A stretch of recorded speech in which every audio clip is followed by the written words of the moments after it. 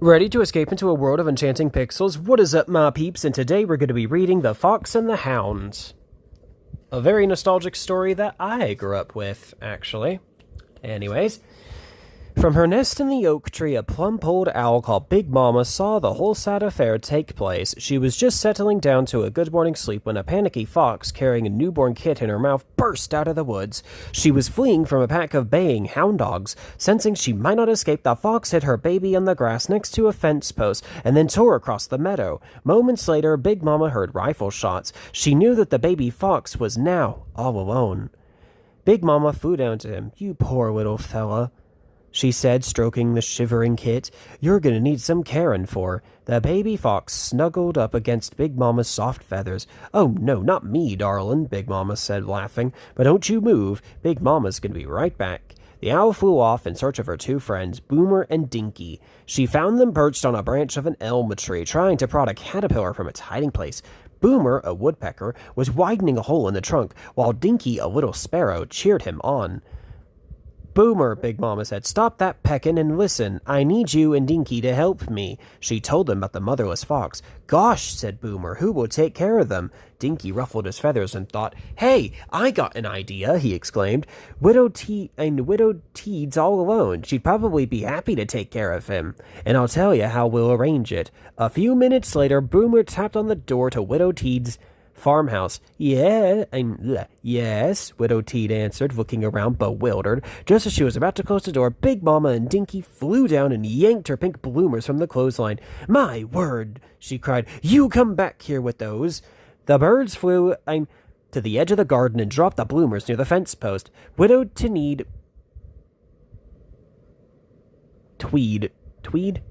not Teed, geez. Widow Tweed hurried out of her house to retrieve them. When she picked them up, she was surprised to find a little furry ball huddled on the ground. "Why, it's a baby fox," she said as she bent down low.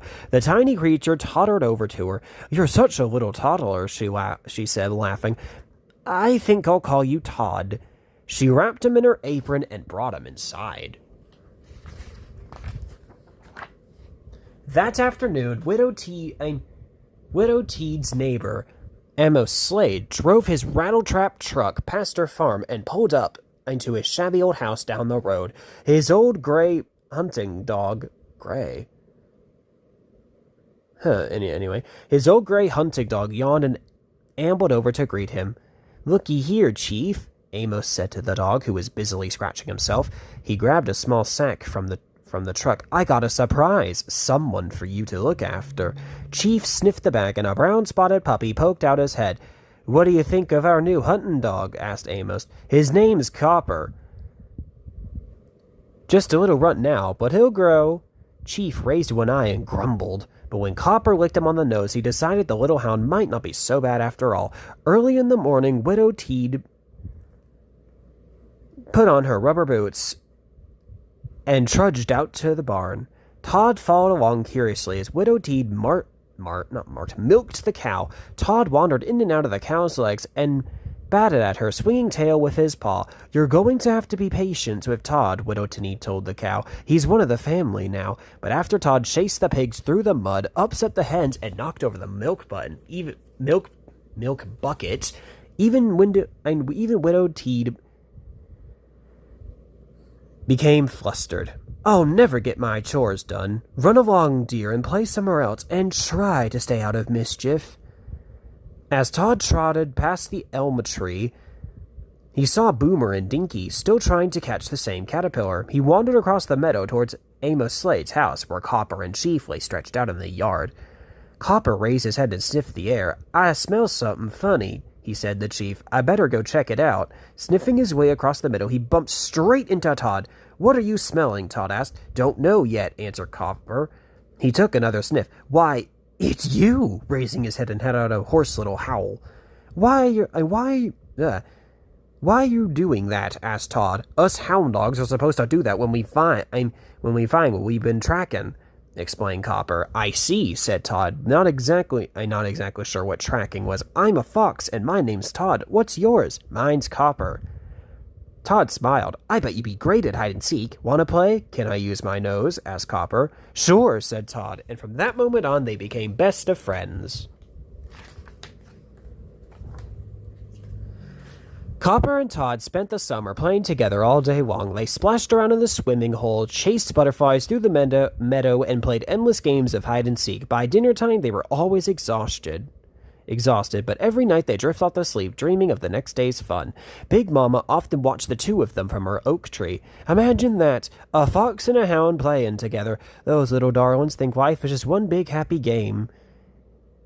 She shook her head and sighed. Too bad nothing lasts forever. One fall day, Todd and Copper were playing tag near the swimming hole when they heard a loud whistle. Dag-nabbit, Copper! Amos shouted from the house. Get over here! He sounds mad, Copper said. I've got to go home. Do you have to? Asked Todd. Sure do, said Copper. See you here tomorrow. But the next morning, Copper didn't show up, so Todd wandered over to Amos Slade's yard, where he found Copper tied to a barrel. My master says I've got to stay home from now on, explained Copper.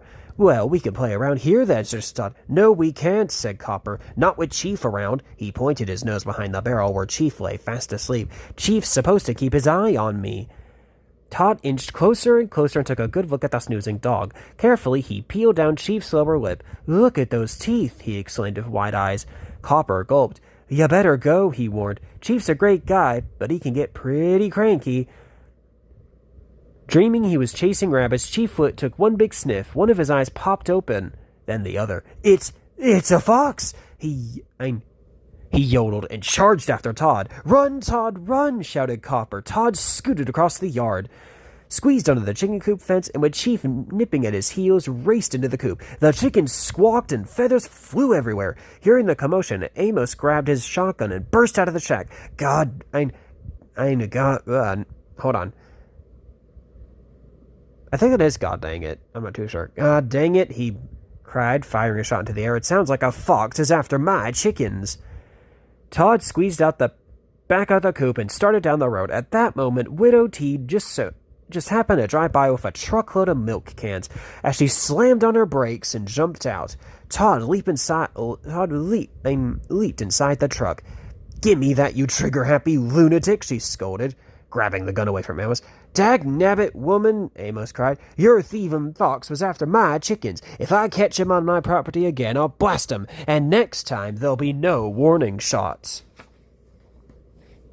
Widow Teed decided it was best to keep Todd inside. It's getting cold anyway, she told him. I know you weren't out to harm those chickens, but you caused a lot of trouble, and Amos is really upset.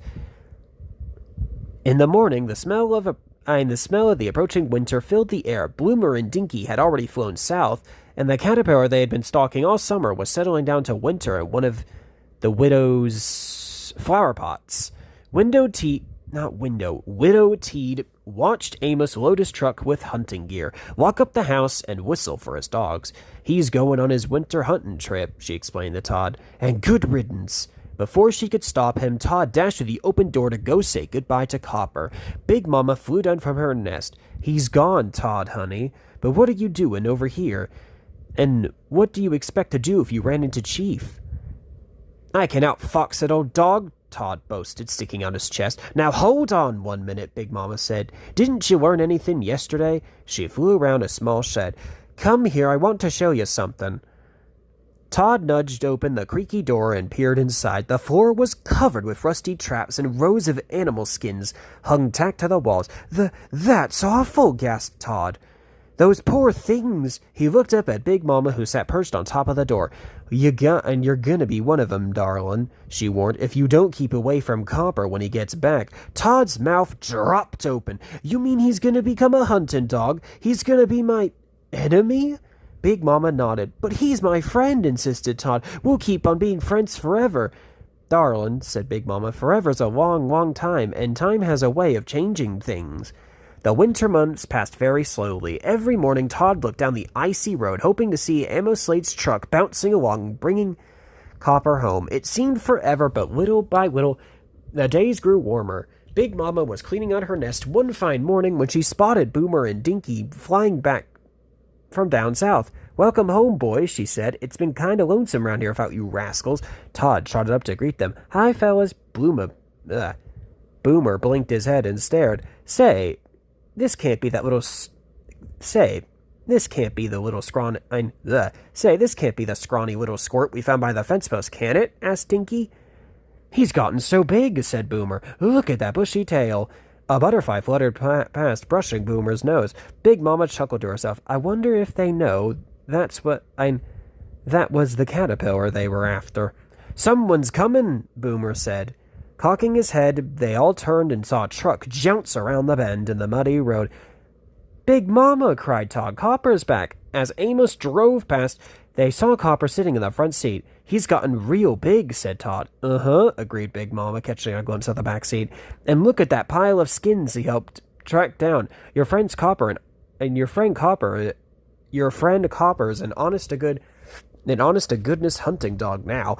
Just remember that you're a fox. That won't make any difference, said Todd. Copper's gonna be glad to see me. I'll go over tonight when Chief and Amos are sound asleep.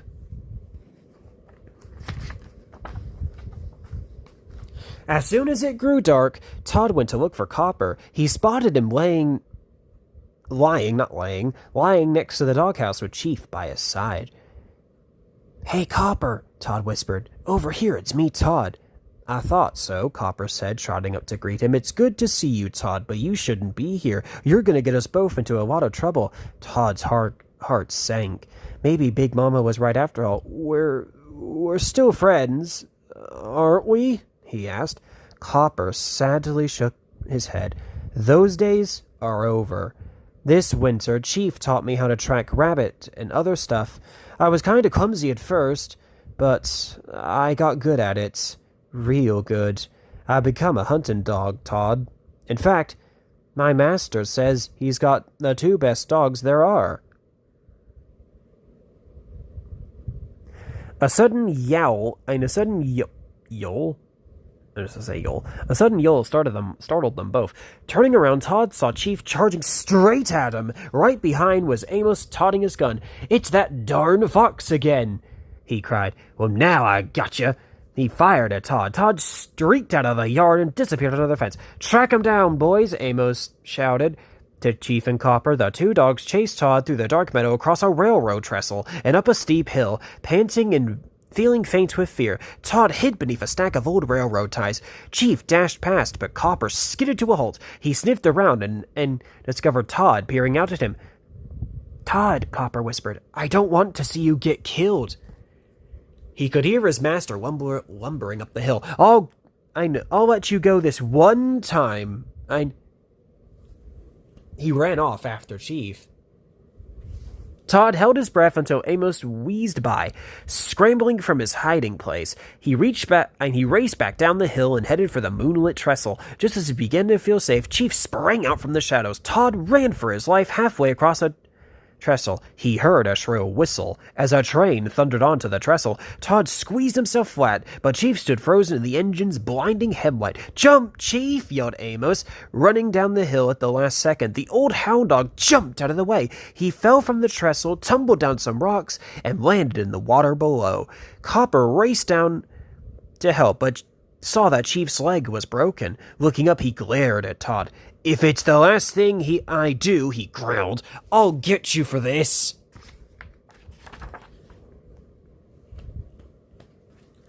Amos lugged his injured dog back home and immediately stormed over to Widow Tweed's house. I know he's in there, he roared, banging on the door. That fox of yours almost killed Chief, and I'm gonna get him.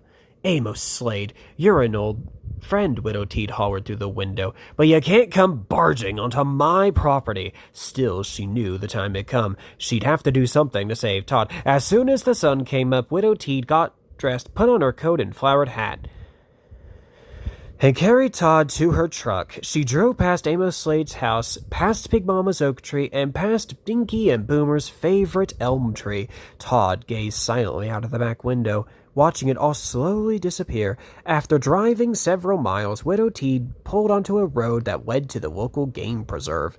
You'll be protected here and free to run, she said. It's much too dangerous for you to stay with me, but you'll always be in my heart.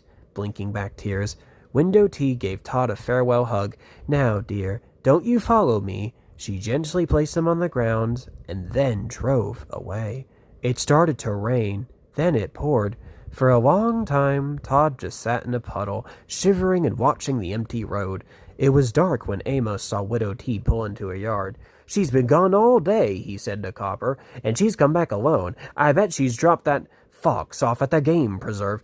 We'll get him. We'll get him. We'll get him."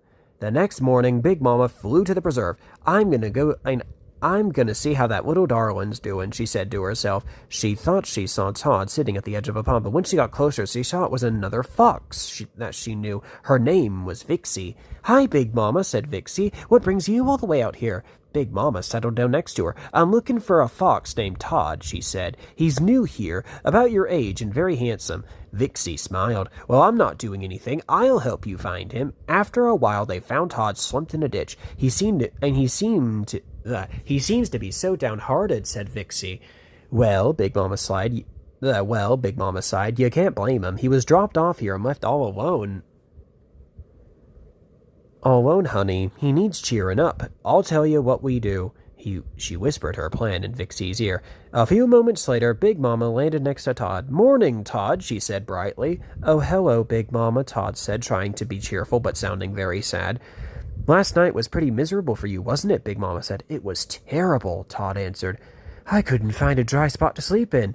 Big Mama glanced over at Vixie, who was sitting by the pond, minding her own business. Todd followed her glance. Who is that?" he asked. "She's really pretty." "Why don't you ask her her name?" suggested Big Mama. "Good idea," Todd said, jumping up. He ambled down to the pond. "Hi there," he said to the fox, who became prettier the closer he came. "My name's Todd. What's yours?" "Vixie," the other fox answered. "Did you know this pond is filled with fish?" Todd's eyes lit up. "I'll catch some for you," he boasted. But it was the first time he ever fished, and he ended up falling in the water. "That's the funniest thing I ever saw," Vixie giggled. Todd heaved himself out of the pond. Go ahead and laugh," he sputtered. He sputtered. "You're just a silly female." "You've got a lot of nerve," Vixie snapped. Why don't you just grow up?" Big Mama, who'd been watching from a tree, phoned down to them. "Now look, you two, you like each other, so why not get along?" She shook her head at Todd. "That was no way to talk to Vixie. Just be natural and stop showing off, darling." Todd looked ashamed. "Yeah, you're right," he said to Big Mama. Vixie smiled prettily at him. "I just know you're going to love the forest. Come on, I'll show you around." They played together all day, and by evening they were good friends.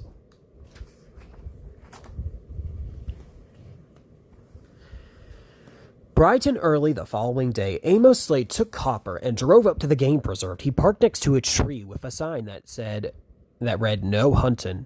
"We're not doing any of that," he grinned. "We're just gonna get us a no-good fox." He pointed towards the woods. "Now get tracking, boy," he yelled to Copper. Copper sniffed his way into the forest while Amos set up traps. Soon he found the trail leading up to the pond. "Good boy, Amos." "A good boy," said Amos. "That fox be coming this way for water, only he won't be drinking any." Carefully, he laid several traps on the ground. "Now we'll just relax and wait for him to show up." A little later, Todd and Vixie appeared. "I sure am thirsty after all that walking," said Todd, heading down towards the pond. "Wait a minute," Vixie warned, catching her breath. "Something's not right. It's too quiet." As Todd stopped short, he kicked a stone which landed on one of the traps. It snapped shut, just missing Todd's foot. Instantly, Amos and Copper sprang from their hiding places. "Quick, Vixie, run!" cried Todd. With Copper snapping at their heels, they headed into an open field and squeezed into an abandoned burrow. Copper clawed furiously at the entrance, but he was too big to fit inside.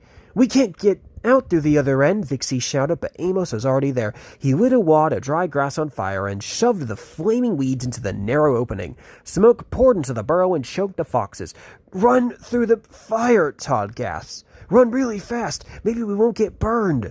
They tore from the burrow and darted past Amos. "I don't believe it," the old hunter growled. "Get him, Copper," he yelled.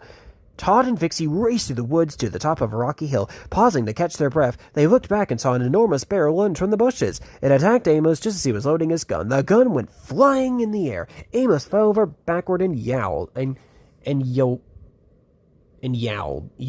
however you pronounce that. His foot was caught in one of his own traps. Howling, Copper jumped between the bear and Amos, but with one swipe of his paw, the bear lifted Copper off his feet and sent him sailing through the air. He hit the ground so hard he could barely get up. Todd tore back down the hill. Copper saved my life once, he thought. Now I can pay him back. He sprang forward, landed square on the bear's back, and bit his ear. The enraged bear shook him off and chased Todd up a nearby cliff. With nowhere else to go, Todd backed down onto a fallen tree, spanning a roaring waterfall. As the bear approached him, the tree suddenly gave way, sending them both crashing into the churning water below. The bear was swept downstream. Todd managed to heave himself onto a floating log and push towards shore. Copper, shaking with fright, was waiting for him. Todd, he asked, are you all right? Amos leaned forward, aiming his shotgun at Todd. At once, Copper stood over Todd and shielded him. Come on, Copper, said Amos. Get out of the way. Amos stared at Copper, and Copper stared back at Amos, and slowly Amos lowered his gun. Well, all right, boy, he said at last. Let's go home. Todd watched his old friend head back towards the road, then Vixie gently nudged him. Let's go home, too, she said, and together the two foxes trotted into the forest. The next day, just as Big Mama was settling down to sleep, Boomer and Dinky landed in the tree and began to search for another caterpillar. Then she heard somebody yell, "Ouch!" over on the farmhouse porch. Copper and Chief were watching Widow Tweed bandage Amos' foot. Well, well, Big Mama said, grinning. Everything's back to normal. Looking towards the woods, she saw that Todd and Vixie, side by side, were watching too. Yes, indeedly, said Big Mama, ruffling her feathers. It surely is one fine morning.